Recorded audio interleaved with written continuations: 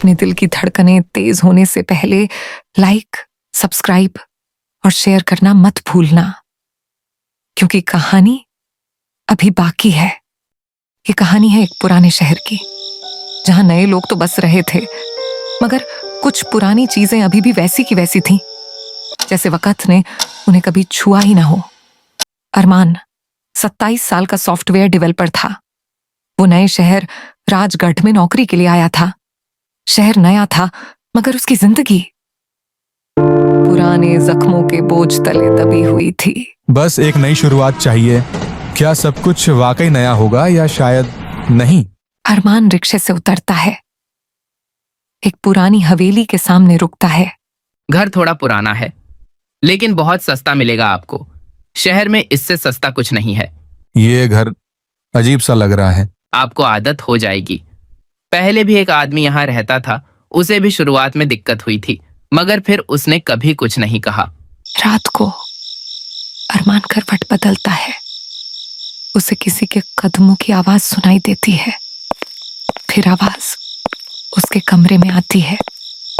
वो घबरा के उठ बैठता है। कोई है वहां? दरवाजा धीरे से बंद होता है, मगर कोई नजर नहीं आता। अगली सुबह सफाई करते वक्त अरमान को एक पुरानी डायरी मिलती है। डायरी पर लिखा होता है, राघव 1971। मैं यहाँ अकेला नहीं हूं।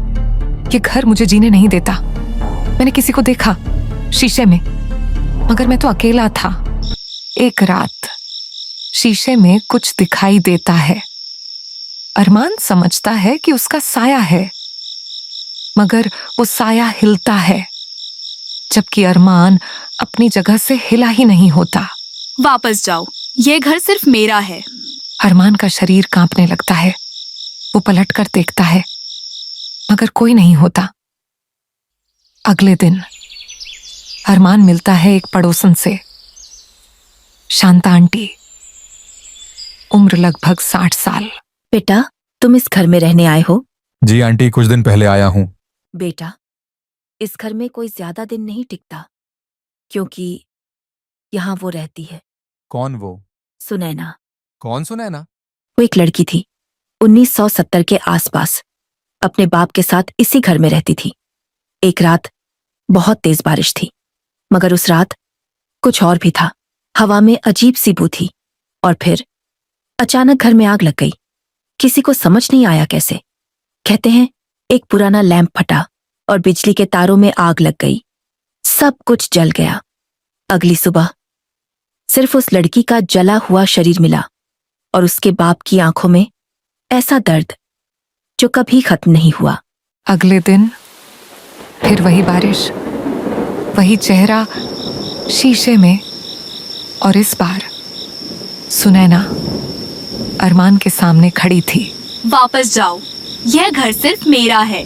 उस रात अरमान भागना चाहता है, मगर दरवाजे खुद ब खुद बंद हो जाते हैं। वो फंस जाता है। अरमान को डायरी के आखिरी पन्ने में घर के बेसमेंट का नक्शा मिलता है। वो बेसमेंट में जाता है। वहां एक पुरानी तस्वीर मिलती है, राघव और सुनैना की। राघव सुनैना का बाप था, और उसने ही अपनी बेटी को जिंदा जला दिया था। आग लैंप से नहीं लगी थी, उसने खुद लगाई थी। सुनैना की रूह अब इंसाफ चाहती थी। बेसमेंट में अरमान को मिलती है एक अलमारी।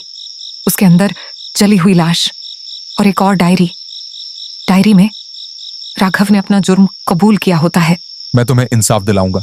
इतना कहना था। एक रोशनी का तूफान उठता है। सुनैना की रूह सामने आती है, मगर इस बार मुस्कुराती हुई, फिर हवा में घुल जाती है। अगले दिन अरमान पुलिस के साथ मिलकर बेसमेंट की तलाशी लेता है। सबूत मिल जाते हैं। शहर में फैल जाता है। अंधेरा घर का राज सुलझ गया। मगर आखिरी सीन में एक नया किराएदार उस घर में दिखता है, और शीशे में फिर वही लड़की। सफेद अनारकली में कुछ कहानियां कभी खत्म नहीं होती। अगर आपको ये कहानी पसंद आई है तो चैनल को लाइक करें, सब्सक्राइब करें, कमेंट करें और बेल आइकन दबाना ना भूलें, क्योंकि अगली कहानी आपका इंतजार कर रही है।